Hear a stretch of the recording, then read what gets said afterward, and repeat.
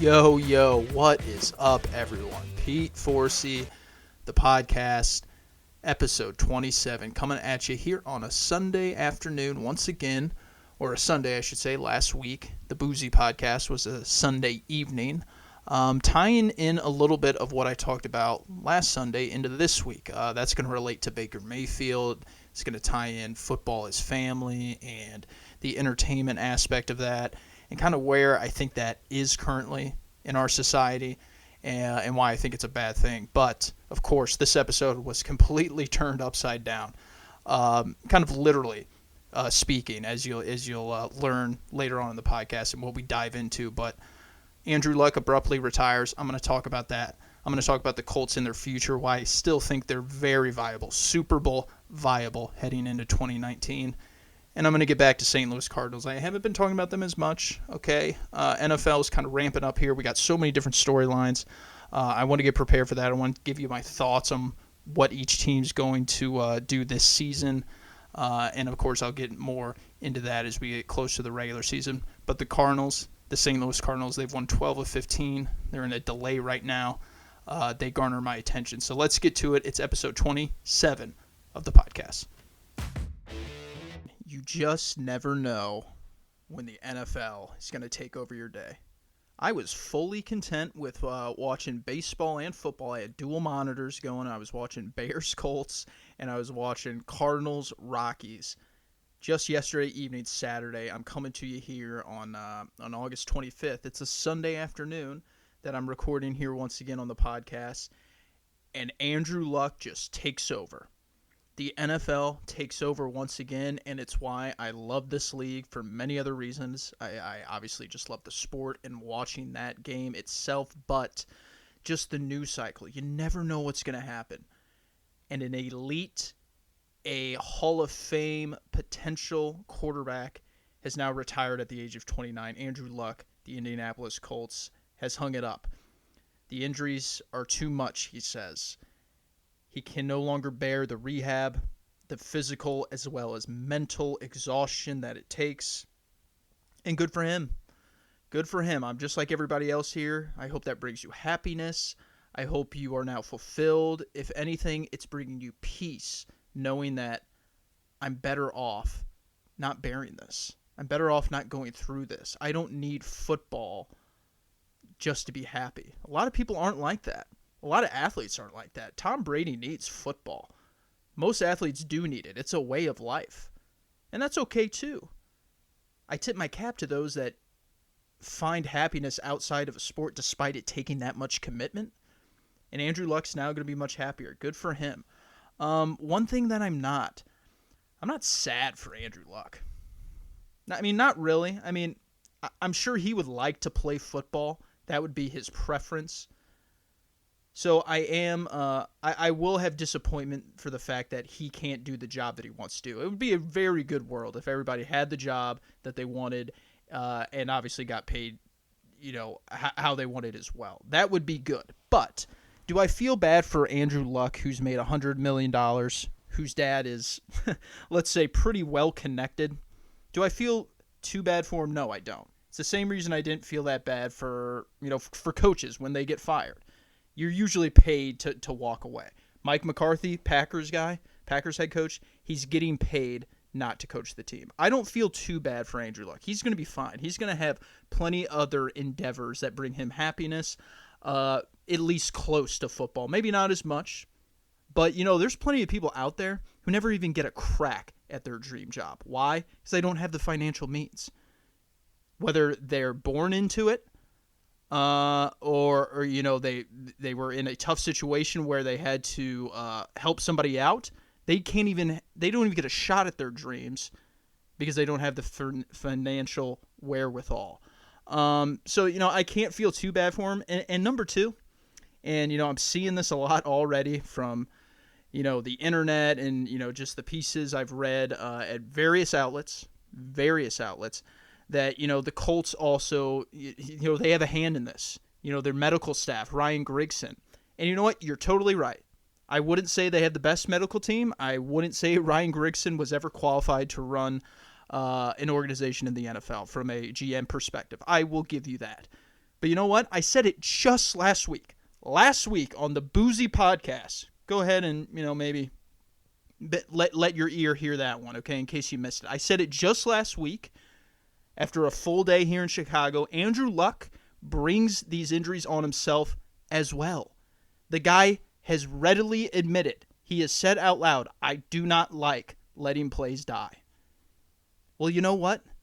What happens there is you have a lot of chronic injuries, major surgeries, injuries in which you're out for several games when you play like that.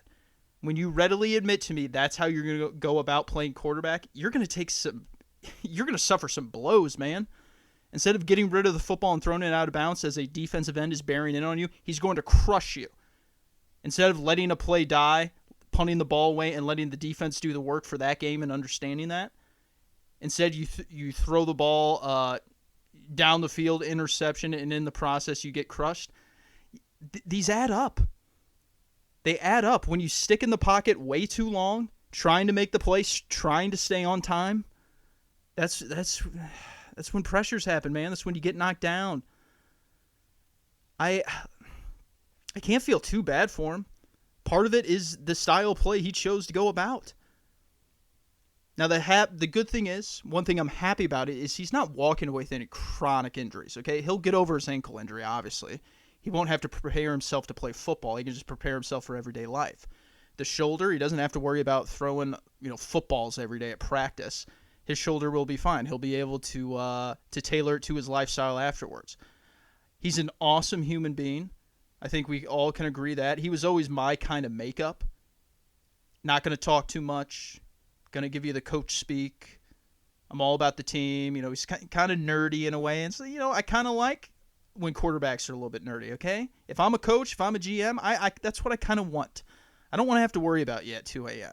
I don't have to worry about you popping off in a GQ article. That's a hint of things to come. Andrew Luck, outstanding guy. I don't feel too bad for him. I'm sad that I don't get to watch him. That's my selfishness coming out. But you know what? At the same time, I'm happy that he's happy. So you know what? I'm already over it. I was disappointed initially. It's now Sunday.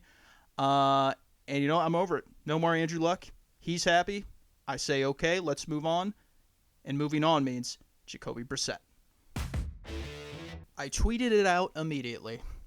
After it followed a few series of tweets just talking about Andrew Luck. But I said, can the 2019 Colts, can they still win a Super Bowl with Jacoby Brissett at quarterback? The answer to that is yes. It is. I've thought that before, and you better damn believe Chris Ballard thinks the same thing. He thinks the same thing. He didn't trade him for a second-round pick. That's how valuable he was to the team as far as Andrew Luck at the time and his injury history. They said, you know what, it's not even worth surrendering a second-round pick because Andrew's hurt all the time. But also I think it speaks to his talent, to his skill set, his overall potential. Jacoby Brissett is a talented quarterback.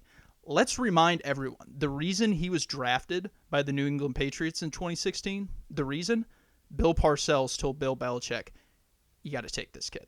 You got to take this kid in the later rounds. He's a project, but the makeup, it's all there. The makeup is there. And you know how we all say, above the shoulders, very important with quarterback.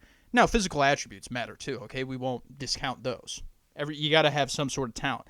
Jacoby Brissett's kind of interesting. He's kind of interesting. I really think it. He's unique. I don't think he has any one physical attribute that's like, wow, it's not elite. I would even venture to say maybe they're not even great. But nothing is abysmal. Nothing is just like, geez, you're going to have to compensate for that. You're going to have to protect against that. Or, receivers, you're going to have to, have them run shallow crosses for that. You can't. No. Jacoby Brissett, everything's good. I look at it. I'm just like, nothing jumps up the charts, but I'm looking at it. If there was one thing I would say, footwork, not great. But, good arm, not great arm. Solid ball, solid release. Sees the field well. And it kind of gives you this unique opportunity if you're Frank Reich, who, as we all know, pretty good at calling plays, pretty good at recognizing strengths and weaknesses and tailoring an offense to that. Kind of gives you this unique opportunity to run a variety of different offenses with, just solid quarterback play. I think you can run the play action, cut the field in half, chuck it deep down the field with Jacoby Brissett. The Colts didn't do that too much because he was coming off shoulder surgery early in the year. You kind of saw it get more with Andrew Luck towards the end. But Jacoby Brissett, he's got some deep ball prowess. You can do that if that's how you want to play. But additionally, Jacoby Brissett's pretty good in the short and intermediate game. I would say he's got to improve in the middle of the field, but it's kind of like outside the numbers. I think he's pretty solid. That's when this RPO action comes in. This is when you see the Nick Foles stuff, which isn't exactly the same as, the play action and, just turning off half the field. I think Brissett, they can still win a Super Bowl with him at quarterback with this roster. I'm saying that not only because of Brissett the player, because of the Colts and their team. They've gotten some defensive guys back. I like their secondary. I think Justin Houston's going to have a pretty good year for them in situational pass rushing. And overall, just like Matt Eberflus, former Cowboys defensive coach, now he's the DC with the Colts. I not only like it for those reasons, but just look at the AFC. I mean, you got the Chiefs and Patriots. I would say they're shoo-ins, okay? They're going to the playoffs. The next one, you would say the Chargers, okay? Injuries, if you want to say that they'll catch up to them and they'll get off to a slow start and that will cost them, okay. I could hear that argument. I think they're still going to be there. And then the Browns. I mean, they're probably next level. After that, it's like those three. It's Chargers, Patriots, Chiefs, and then the Browns are either in there, depending on if you want to put them there, or they're on the doorstep. After that, it's kind of just like, things could go every which way in the AFC. NFC, not the case. You're going to have to fight it out. This is a very top-heavy AFC. And I think the Colts are still there despite losing Andrew Luck. I think that's what you say to their play calling on offense and defense and just the talent on their roster. Jacoby Brissett, I think if you want to give him a comp, his best comp as far as ceiling, I think you could see, I hate to say this name because I think his ceiling is both ceilings. Basically, Dak Prescott, I think he could be Dak Prescott. And then maybe a little bit better because I think Dak Prescott can grow too because he's been, again, within a structure that's not that great. But let's give a better comp here. I would say Jacoby Brissett, he's kind of got maybe like a Dante Culpepper thing going on here. Okay, he's mobile and he can, evade guys outside the pocket and make plays with his legs, but also, have that touch on the run. Maybe like Jake Plummer. Jake Plummer without the interceptions. Like Jake Plummer was always very talented, but, he would always force a few things. I think that's the thing with Jacoby, too, is he's much better about that. That's been his thing since NC State. He doesn't throw. He's right in that range of 58 to low 60s completion percentage. That's what him and his team does. And he's going to throw touchdowns in the 20s, maybe 25s, and then he's not going to turn the ball over that much. He's not going to turn the ball over. And, you complement that with a running game, which I like their running game. I like that kid Hines. Okay, he was the big difference maker in the playoffs against the Texans. I still like the Colts. I think they can make a run with Jacoby Brissett. Brissett is only going to grow. I like the ceiling. His ceiling is right there with Dak's. I don't think Dak Prescott has reached his ceiling. I think they can be in that great range potentially. Surrounded with the right play callers in the right organization. I think the Indianapolis Colts are definitely one of those teams. So, trending up, Jacoby Brissett. I tell you what, he is, I think the IQ thing, it's only going to get better. Only going to get better. I think he's, you can really tell there's a conscious approach to stay on schedule and to put the ball where the ball is intended to go for each play. With that being said, he's got the playmaking ability. I think he's only going to grow. At this point, I see nothing that's too shaky, too tenuous to really say, oh, God, you got to compensate for that, or that's really poor at this point in time. Everything's just kind of good. It's kind of good. And I think that's why the Colts held on to him, and I think it's why they're going to give him every shot to be the starting quarterback with Luck now retired. Now, shifting gears to another organization. An organization that's been on national television, the Oakland Raiders, of course, HBO Hard Knocks. They've been chronicled, everything that's going on through training camp. One guy that I'm really getting down on, Derek Carr. I think this guy is just weird in the sense that he has all the physical talent. Like, I see just physical gifts as far as arm talent, but fundamentally, he doesn't have it synced up. Like, poor footwork, poor release. Like, he just flicks the ball. I think it's good enough to be a starting quarterback in the league, but it's also, to take that next leap, to be that consistent winner, where his team is a consistent winner, and is always a force to be reckoned with. I'm just talking like, like Joe Flacco quality, like where it's just like, the Ravens, they're going to give you the best shot. Not that they're always going to win games, but like the Bengals and Andy Dalton, they're always going to give you the best shot. I don't think he has what it takes to like galvanize the locker room. Like Andy Dalton, Flacco, those guys, at least they were going to come ready to play. Maybe when they got out there, they didn't execute right, but guess what? You were getting their best shot. I don't know if Carr's got that, because all I see is a people pleaser. All he is a people pleaser, trying to like be tight with everybody. Like, he's got his best wide receiver holding out because of the helmet, and he's acting like everything's all hunky-dory. He's, back tapping him, saying, I love you, bro. When in reality, it's just like, do you actually feel like that? And then, mind you, this is behind-the-scenes stuff. Like, he doesn't know cameras are on him at all these points. This is how he actually feels. And then you got the fact that, he said he was, like, nervous, like, proposing to his wife. It's just kind of like, I don't know, man. Just the guts, just the mental makeup. Like, frankly, he was crying when he got hit in that game early last year in 2018. People said he wasn't crying, and the teammates came to his defense. It's like, no, you looked like you fell off your bicycle as an 8-year-old. You were crying, and you look pretty weak, to be honest with you. These are just takeaways from Hard Knocks. I think John Gruden, I think he's got people on his side. The cultures, you're setting the foundation there. As far as a staff, I feel like that might be a bit of an issue. I think that maybe he doesn't have like the assistant coaches quite in place, and sometimes that stuff takes time to build a staff, because people got come off the books, their contracts got to expire at other places, and then they can come over with you. I do like Paul Guenther though. I think he's going to make Cleveland Farrell. I think he's going to make him a viable, worthy of that high pick that they took him with here in the 2019 draft. He's very raw at this moment, but I like Paul Guenther as far as molding defensive linemen. He did that well in Cincinnati. Other Hard Knock takeaways, Jonathan Abram is just looking like a straight punk. Just a straight punk.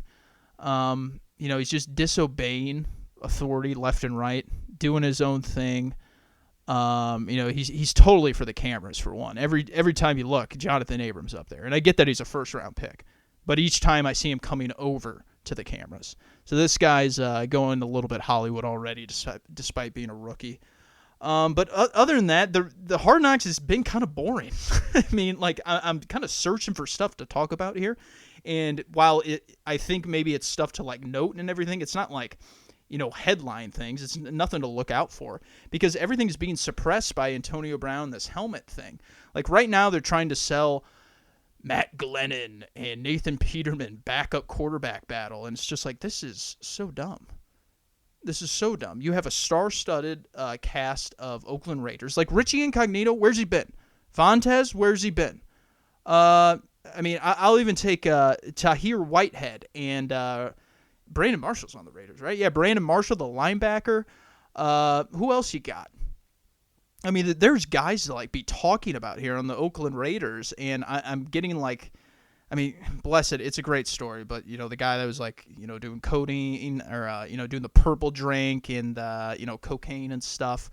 That's a good story. I like hearing that. I hope he's a good tight end this year. But, other than that, it's kind of just like, this has been weak. They're trying to sell the backup quarterback battle to me. And, they're picking and choosing what goes in from the AB helmet and foot stuff. And, it just hasn't been as fun. I'm kind of disappointed with the Hard Knocks. I hope something good comes out. Maybe with the Andrew Luck news here, we'll find something related to that the Raiders talk about. That'll be, I don't know, interesting. Maybe they got some former teammates over there, but overall, kind of been a bit of a bust, if you will. But one thing's for sure, Derek Carr definitely trending down for me.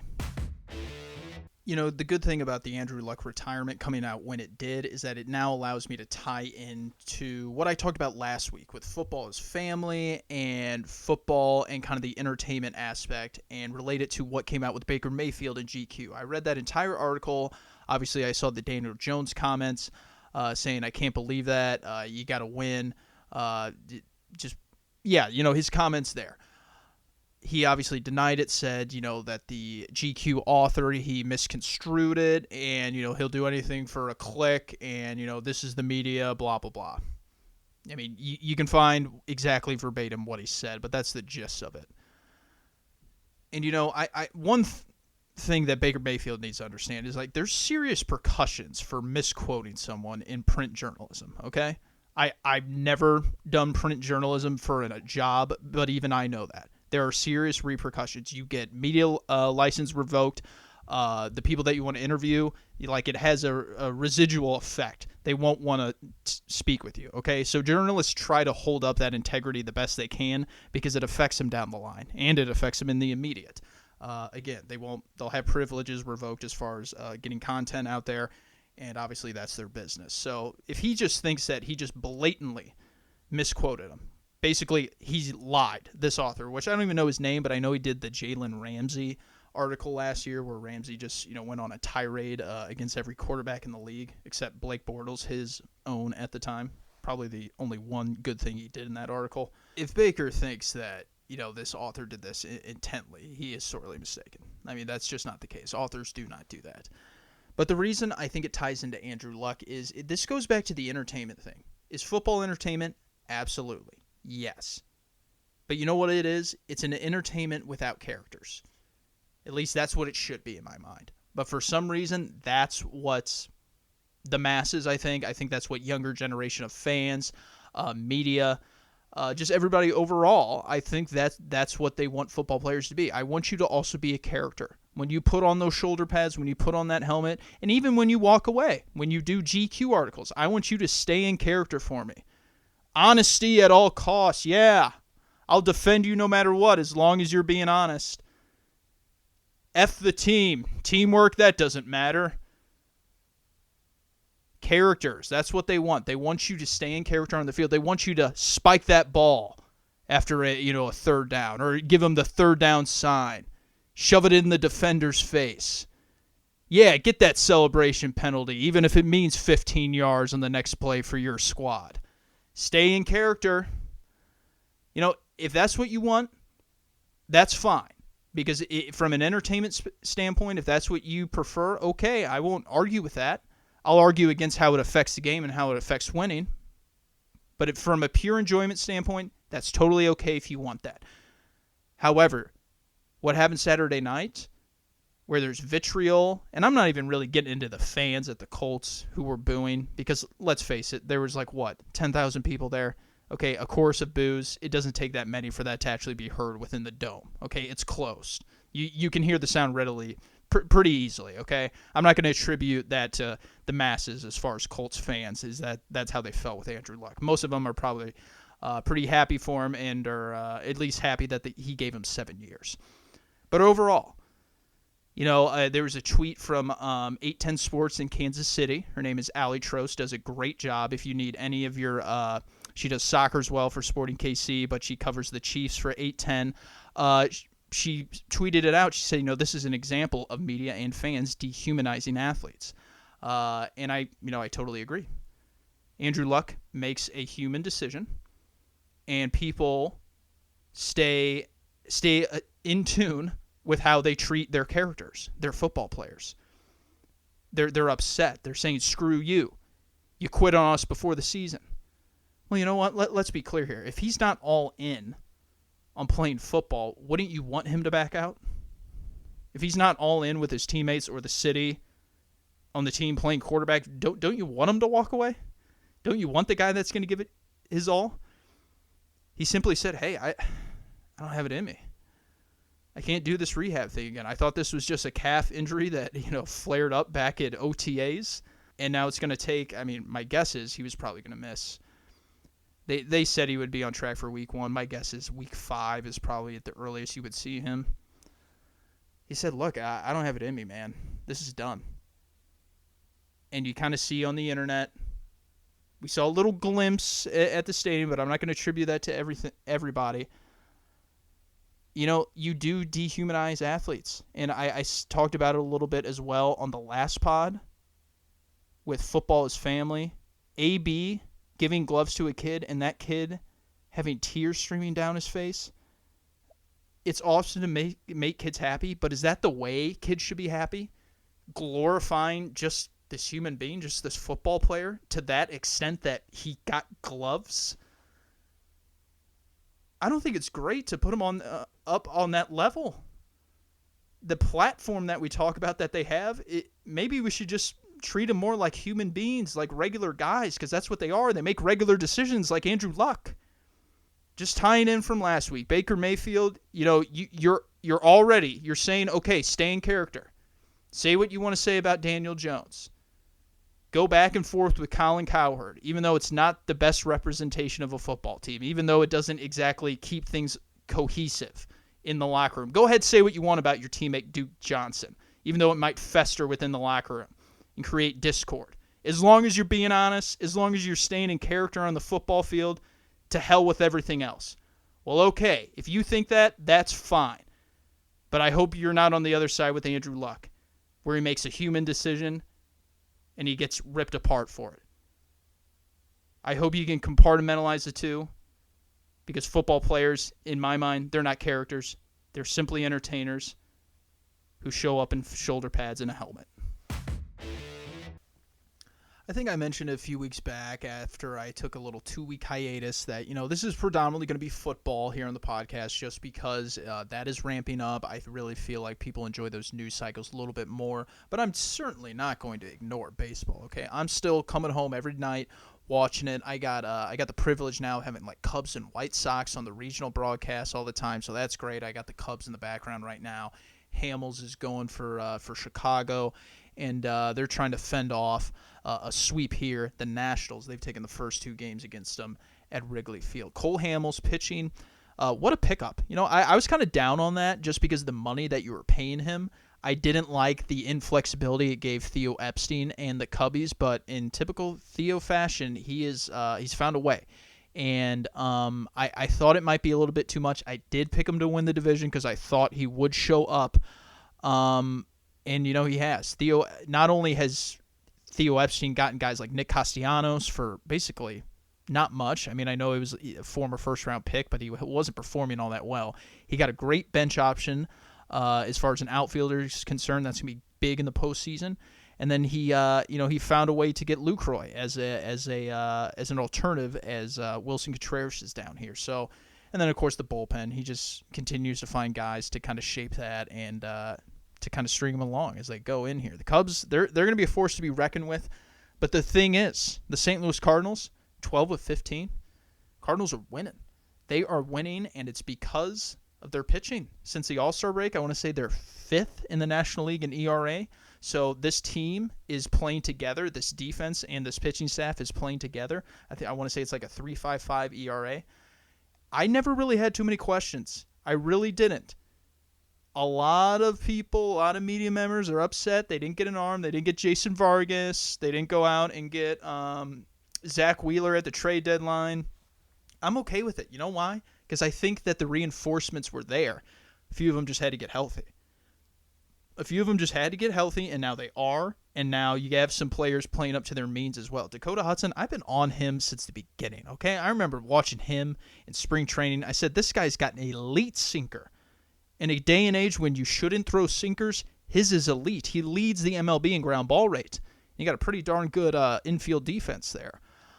And then Jack Flaherty, he stepped it back up. Good for Jack Flaherty, okay? He's been lights out since pretty much since against San Francisco right before the break. He's been awesome. So I'm still keeping up with the Cardinals. I come home and I got them on the tablet. I stream them through, the other websites to get them on, and so I can, check into their games. The one thing that has been a little bit surprising is Colton Wong, okay? I would have never expect him to kind of peak out this good. I know his batting average is in like the 300s, and he's getting on base. But the thing with Colton Wong, and I'll say it from the beginning, he is a predictable player, okay? He's very, very streaky. But the thing is, I don't think average offense, when along with elite defense, it doesn't warrant just playing him every single day. It doesn't, because elite defense at second base, I don't know how much that moves the needle to a championship when you tag it along with average offense. I'd rather have above average offense and maybe subpar defense play at second base, because those plays aren't as important on the field. They're just not. And plus, you can find average second base play pretty much anywhere. And that it's the most platoon position out there for a reason. It's because you can put a guy there defensively, and then you can have an above average hitter on the days when you need the offense. To keep trotting him out there, it's not that he's paid that much. It's just you keep giving him opportunity after opportunity. And the thing in St. Louis has been, well, move him up in the lineup. And I'm just like, well, yeah, okay, you can do that while he's hot, sure. But it's not like he should just be sitting there, from opening day on. I think they can afford to upgrade at second base. I really do. I think they can afford to upgrade on the infield overall. And there's a guy that's coming to mind. He's had a big weekend here, and it kind of got me thinking, not just because he's hot this weekend. He's always been hot. He's not playing so much up to his standard as he has in the past, but I think that's also because of his elbow.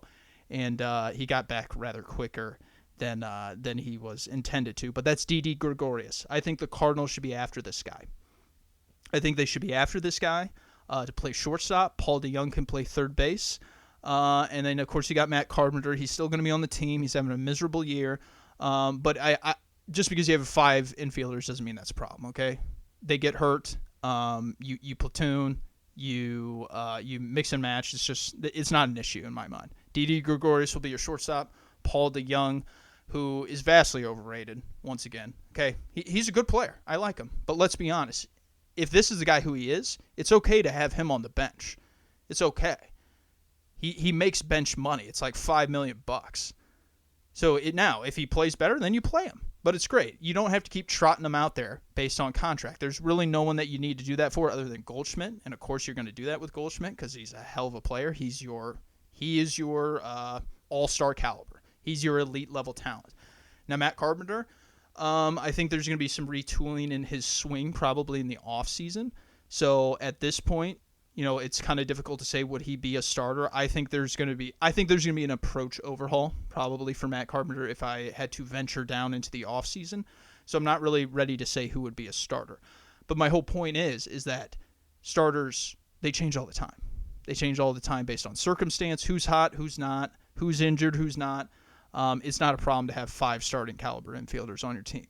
Secondly, I don't think that precludes anything with Marcell Ozuna. They got to sign this guy up. Okay? Because guess what? There's 2 questions I have with Marcell Ozuna. Shoulder, 5. Shoulder, is it healthy? It sure looks healthy. He looks to be like a healthy player, and he plays hard. He loves to play. I know Dan McLaughlin, the regional broadcaster for the Cardinals, he mentions that all the time on the broadcast. I love that. It's so true. You can see Marcell Ozuna playing. He just loves to be out there. Okay? And I'm not saying you hand him over money just for that alone, but he produces, and he's very predictable. You look at like his strikeout rates, his walk rates from 2 years ago. The walk rates, it's like in the 9.5s. Ks, it's about 20%, which that's league average. That's probably even a tad bit better than league average. And then you got the fly ball rates in the mid-30s. Okay? It's actually up a little bit. That's what you're going to get. And you know what? He's had a little bad batted ball luck. He's probably like in the 280s right now, if I had to say. And typically it's more like in the 305, 310. So he's actually going to have some more better counting stats, if you will, in the coming years. My question, the second question is 4 or 5. And I'm talking years in contract here because I don't think he's going to age gracefully. He's healthy right now, but I don't want him for age 33 season. I want him for 29 next year, 30, 31, and 32. 4-year contract. I'll give it big. I'll give you 4. Let's see, 20. He's going to be a $20 million guy. I'd have to hammer out. But 4 years, if he wants to go beyond 4 years, then that's when I'm out. Okay, if I'm John Mazzei, that's when I would say, okay, then I'll just give you the comp pick. And, you're going to give him the comp pick, but I'll be satisfied with what we recoup in that regards. But Marcell Ozuna, Didi Gregorius, I think this is where hitting, as far as the Cardinals in the future, that's what they need to do. I think they're doing just fine now. They're on the heels of their pitching. Ultimately, I'm taking the Cubbies to catch them. I just think they're the better club. We got a big showdown coming here in a few weeks in Chicago. I'm going to be at a few of those games. But the Cardinals, their pitching is just fine. It's in the offseason with the hitting. That's what I think they need to target. Last thing I want to kind of end on here is back to football, and it was something that I was actually going to lead in, but I will now close with here on the podcast in regards to football in the NFL. The biggest storyline, well, not the biggest, I don't know, something that's just been talked about the last couple weeks because he's back from injury, preseason has started, and we've seen him in game action, and that's San Francisco's Jimmy Garoppolo. They say he's, made of glass. He's, he's always hurt. He hasn't even played that good. I'm just like, dude, this guy showed so much within 7 games. The 2 games with New England, the 5 games with San Francisco, I believe. Yeah, they went 5-0.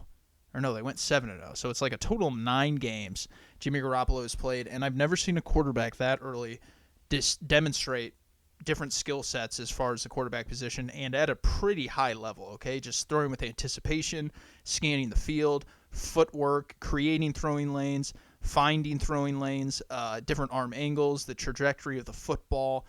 It's all there.